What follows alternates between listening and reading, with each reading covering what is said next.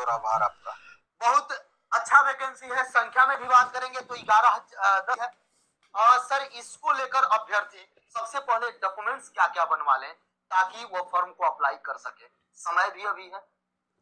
मेरे ख्याल से डॉक्यूमेंट्स का चर्चा थोड़ा लेट से करें तो बेहतर होगा, क्योंकि पहले इसका जो बेसिक चीज है उसके बारे में जानकारी हो जाए तो अच्छी बात रहेगी।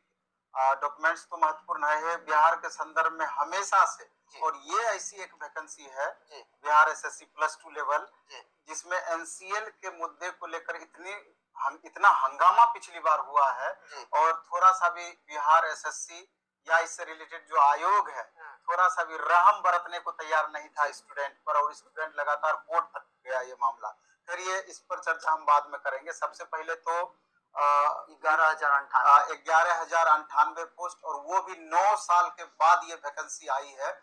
और ये वैकेंसी इसलिए भी महत्वपूर्ण है कि सचिवालय सहायक ग्रेजुएट लेवल के बाद सबसे इंपॉर्टेंट वैकेंसी में स्टेट लेवल में इसको काउंट किया जाता है, और इस वैकेंसी को लेकर के अट्रैक्शन हमेशा से स्टूडेंट के बीच बना हुआ रहता है। और 11,098 वैकेंसी ये समझिए कि जो कॉम्पिटिटिव एग्जाम्स में लगातार जो बच्चे लगे हुए हैं उनके लिए मामूली वैकेंसी नहीं हुई, और ऐसे टाइम में बहुत राहत भरी खबर होगी, जबकि वैकेंसी का इंतजार लगातार स्टूडेंट करते आ रहे थे। एक बीच में टीचर की वैकेंसी मेगा टाइप से आया, लेकिन उसमें जिनकी एलिजिबिलिटी एजुकेशन से रिलेटेड थी वो बच्चे पार्टिसिपेट कर रहे थे, और उसके बाद की ये सबसे बड़ी वैकेंसी है। तो इसके लेकर के सबसे पहले तो बिहार सरकार को भी आभार व्यक्त करना चाहते हैं कि इलेक्शन के कारण ही सही, इलेक्शन से पहले ही सही, कम से कम याद तो रहा 11,098 वैकेंसी। सर, तो इसको हमको लग रहा है बहुत कम समय में पूरा कराया जाएगा, क्योंकि इलेक्शन बेस्ड वैकेंसी है, पिछला बार के जैसा समय नहीं रहेगा।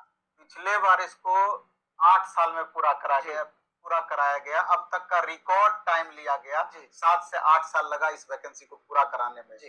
इसमें मूल चीज ये है कि जैसे इसमें 3 तरह का इसमें बेसिक पोस्ट है, जो कि एलडीसी निम्न वर्गीय लिपिक, जो कि अलग अलग विभाग में अलग अलग इसकी निर्धारित पोस्ट संख्या है।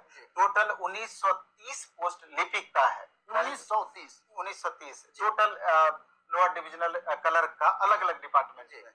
इसके बाद सबसे महत्वपूर्ण 2 पोस्ट जो है राजस्व कर्मचारी और पंचायत सचिव का है, और सब दिन से इसका एक अलग इंपॉर्टेंस रहा है, क्योंकि अब अपना गांव का समझिए प्रदेश है, और इसे लेकर के इस 2 पोस्ट का इंपॉर्टेंस हमेशा से बढ़ा हुआ रहता है। राजस्व कर्मचारी का 4614 पोस्ट है, पंचायत सचिव का 4554 पोस्ट है। इसके इतर हम 1-2 बात आपको बोलना चाहते हैं कि इसमें छात्रों को जो ध्यान देना चाहिए कि इसमें हिंदी और इंग्लिश टाइपिंग विशेष जरूरी। हाँ, एकदम, और कंप्यूटर का ज्ञान। और इसमें बहुत ऐसे पोस्ट है जिसमें कि 6 महीने का डीसीए टाइप का डिग्री बच्चों को देना होगा, छात्रों को देना होगा कंप्यूटर से रिलेटेड। तो सिर्फ डिग्री देने पर आपको भरोसा नहीं करना है, कंप्यूटर का ज्ञान भी आपको होना चाहिए, क्योंकि कई बार इसमें जब वेरिफिकेशन के टाइम में देखा गया है, पिछली बार भी उसके रिगार्डिंग कुछ प्रश्न पूछ दिए गए, तो जो बच्चे खाली डिग्री लिए थे उनको परेशानी लास्ट मोमेंट में हुई है। इसलिए कि कंप्यूटर का डिग्री तो आप सबमिट करें, थोड़ा सा नॉलेज भी उससे रिलेटेड रखें। दूसरा सबसे महत्वपूर्ण चीज ये है कि टाइपिंग यही एक ऐसा एग्जाम है जहाँ की हिंदी टाइपिंग का एक अपना अलग महत्व है।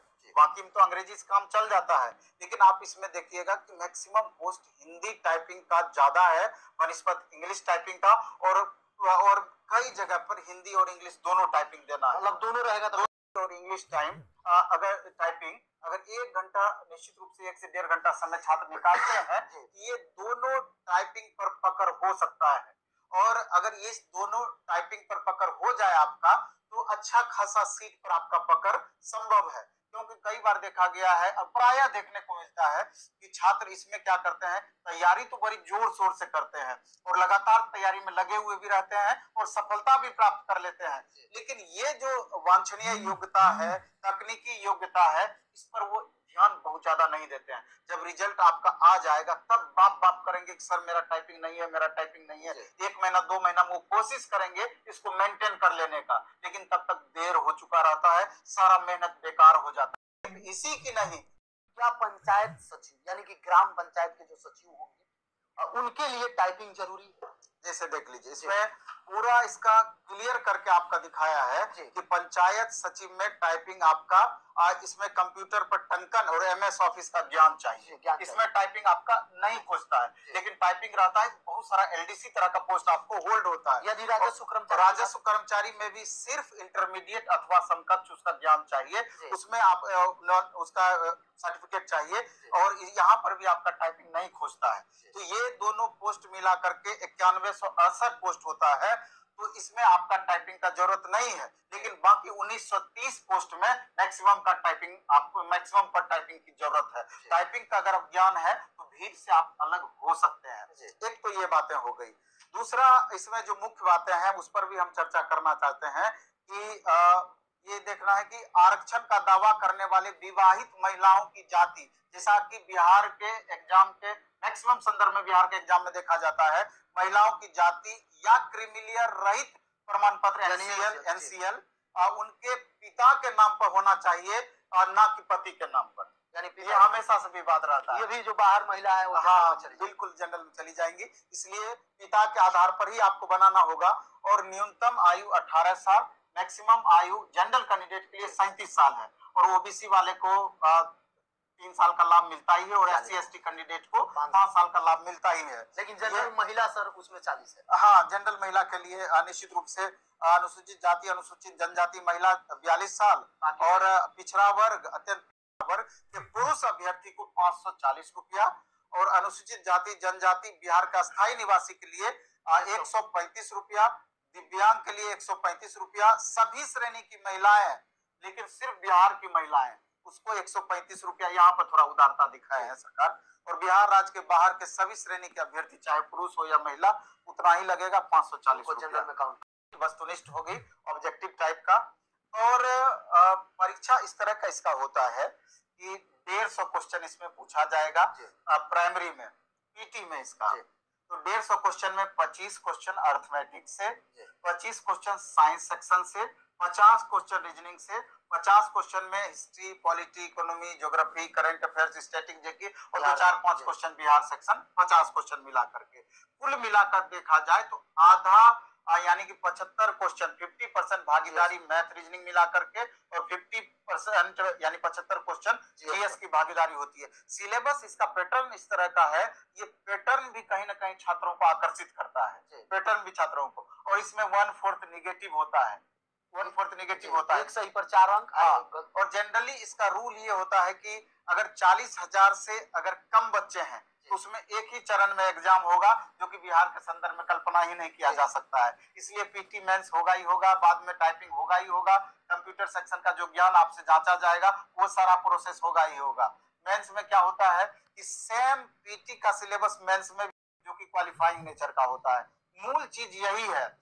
अब इसमें है क्या कि आप अधिक से अधिक प्रैक्टिस करके, क्योंकि हाल के दिनों में देखा गया है कि कंपटीशन लेवल लगातार बढ़ते जा रहे हैं, और जो स्टूडेंट लगातार अभी मान लीजिए बिहार दरोगा का ही तैयारी कर रहे होंगे, बीपीएससी का ही तैयारी कर रहे होंगे, जो कॉम्पिटिटिव एग्जाम्स के तैयारी में लगे होंगे, रेलवे का ही तैयारी कर रहे होंगे, ये सबके फेवर में जाता है इस तरह का सिलेबस। हाँ, बीपीएससी वालों को जीएस की प्रधानता होती है, दरोगा वाले को जीएस की प्रधानता होती है, तो मैथ रीजनिंग में थोड़ा प्रॉब्लम हो सकता है, लेकिन मैथ में भी देखेंगे एडवांस नहीं रहता है, कंप्लीट अर्थमेटिक सेक्शन रहता है, और रीजनिंग में कंप्लीट सारा सेक्शन होता है रीजनिंग का, 50 क्वेश्चन रीजनिंग का होता है। और मैथ रीजनिंग ऐसा पेपर है कि 100% स्कोरर सब्जेक्ट, इसमें मैक्सिमम स्कोर संभव होता है। और जनरली इसका कट ऑफ भी जो देखा जाता है 110 प्लस अगर मार्क्स लाते हैं, वैसे तो निर्भर करेगा कि क्वेश्चन कई बार क्वेश्चन का लेवल बढ़ाया जाता है, घटाया जाता है, उस बात पर निर्भर करता है। लेकिन फाइनली देखा जाता है कि अगर 105-10 से प्लस करते हैं इतना रिजल्ट निश्चित रूप से पहला चरण का आ जाता है।